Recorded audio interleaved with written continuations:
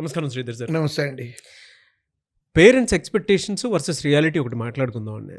మా పిల్లలు లేదంటే మా మా అమ్మాయి స్కూలింగ్ నుంచి కాలేజ్ వరకు టాప్. మీ దగ్గర జాయిన్ చేస్తున్నాం, జాబ్ గ్యారంటీ ఉంటుందా అని ఒక్కొక్క మాట ఒకటి వినిపిస్తూ ఉంటుంది మనకి. దీనికి మీరేం ఆన్సర్ చేస్తారు సార్? గ్యారంటీ అనే పదానికి నేను డెఫినెట్‌గా ఎగనెస్ట్ అండి. ఆ! 1% కూడా గ్యారంటీ ఇవ్వనండి.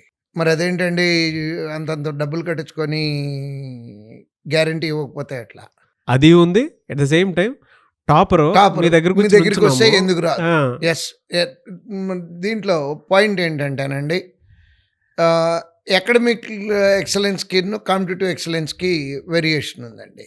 అకాడమిక్స్‌లో కొంత సిలబస్ స్కిప్ చేసి చదివేసి, హ్మ్. లేదా తెలివితేటలు ఉన్నా లేకపోయినా, షార్ప్‌నెస్ ఉన్నా లేకపోయినా బట్టి పట్టేసి, హ్మ్. రుబ్బేసి హుహు. టాపర్లు అయిపోవచ్చండి. బట్ కాంపిటీటివ్ ఎగ్జామ్స్‌లో ఆటిలతో పాటుగా, హ్మ్. అంటే ఆ చదివే దీంతో పాటుగా ఎక్స్ట్రా స్కిల్స్ ఏం కావాలంటే కమిట్మెంట్ కావాలండి. Okay sir. అకాడమిక్స్‌లో వచ్చేటప్పటికి లాస్ట్ 15 రోజులు, 20 రోజులు, నెల రోజులు చదివేసి కూడా టాపర్లు అయిపోవచ్చండి. హ్మ్. హ్మ్. బట్ హ్మ్. కాంపిటీటివ్ ఎగ్జాముల్లో సక్సెస్ వచ్చే వరకు కంటిన్యూస్‌గా చదవాలి. ఆ హ్మ్. గ్యారంటీ ఆ పేరెంట్ ఇవ్వరు కదండి. అందుకనే నేను ఆ గ్యారంటీ ఇవ్వలేను. Next commitment level, next level commitment కావాలండి కాంపిటీటివ్ ఎగ్జామ్‌లో సక్సెస్ అవ్వాలంటే. హ్మ్. హ్మ్. అంటే నెక్స్ట్ లెవెల్ అంటే ఏంటండి అంటారేమో, ఆహ్, చచ్చిపోయినా సరే ఉద్యోగం వచ్చాకే చచ్చిపోవాలనే కమిట్మెంట్ అండి. బా! Highly committed. ఆ రేంజ్‌లో కమిట్మెంట్ ఉంటే నాకు టాపర్ అవసరం లేదండి. హ్మ్. ఆర్డినరీ గ్రాడ్యుయేట్ పర్సెంటేజ్ తక్కువ వచ్చిన ప్రాబ్లమ్ ఏం లేదండి.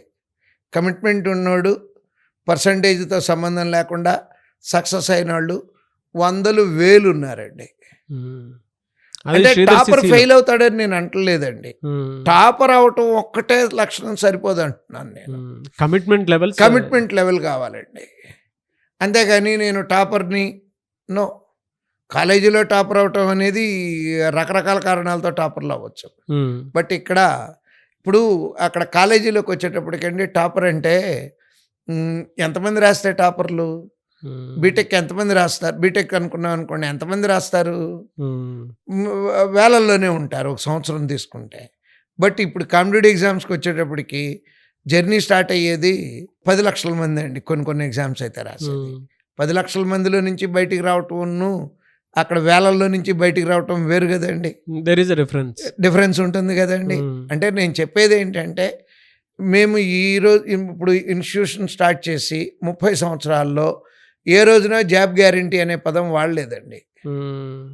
నిజంగా చెప్తున్నానండి. జాబ్ గ్యారంటీ ఎప్పుడన్నా నేను ఇవ్వగలననే కాన్ఫిడెన్స్ నాకొస్తే, ఇప్పుడు తీసుకుంటున్నట్టు 25,000, 20,000 ఫీజులు తీసుకోమండి.